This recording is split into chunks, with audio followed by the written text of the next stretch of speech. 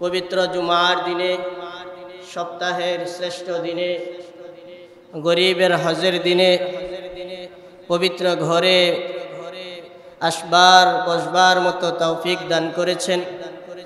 এই জন্য আমরা প্রত্যেকেই দিল থেকে শুকরিয়া আদায় করি, আলহামদুলিল্লাহ।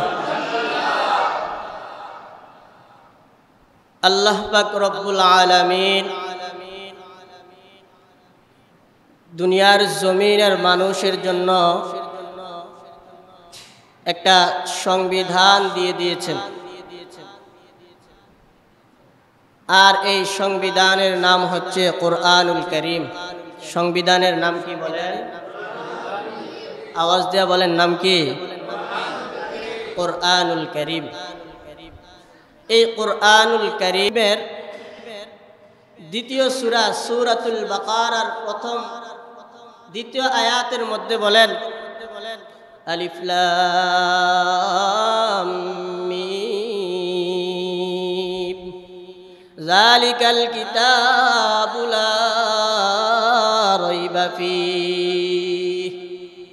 আল্লাহ তাআলা বলেন, আমি আল্লাহ পাক রব্বুল আলামিন এই দুনিয়ার জমিনের মধ্যে এমন একটা কিতাব নাজিল করেছি, যেই কিতাবের মধ্যে কোনো প্রকারের ভুল তো নাই, কোনো প্রকারের কোনো সন্দেহ নাই। আমি আল্লাহ পাক রব্বুল আলামিন এই কিতাব নাজিল করেছি, যেই কিতাবের মধ্যে কোনো প্রকারের ভুল তো নাই, কোনো প্রকারের কোনো সন্দেহ নাই। বলে এই কিতাব কেন আল্লাহ তাআলা নাজিল করেছেন? পরের আয়াতের মধ্যে আল্লাহ তাআলা জানায়া দেন, হুদাল লিল মুত্তাকিন।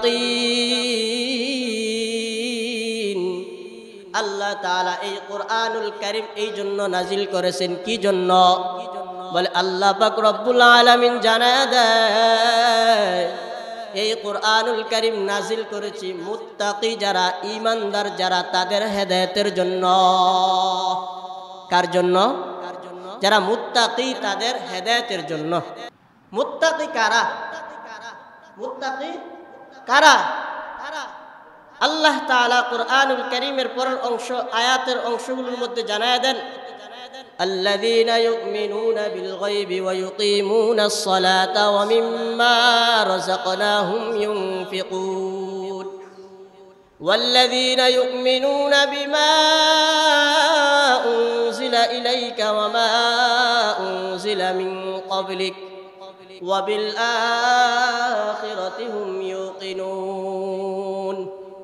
আল্লাহ পাক রব্বুল আলামিন মুত্তাকি হওয়ার জন্য কিছু শর্ত এই আয়াতগুলোর মধ্যে বর্ণনা করেছেন। এই শর্তগুলো যদি কোনো মুমিন বান্দার মধ্যে যদি পাওয়া যায়, ওই মুমিন বান্দাই মুত্তাকি হইতে পারে। আর মুত্তাকি হইলে কি লাভ? আল্লাহ তাআলা বলেন, উলাইকা আলা হুদাম মির রাব্বিহিম ওয়া উলাইকা হুমুল মুফলিহুন।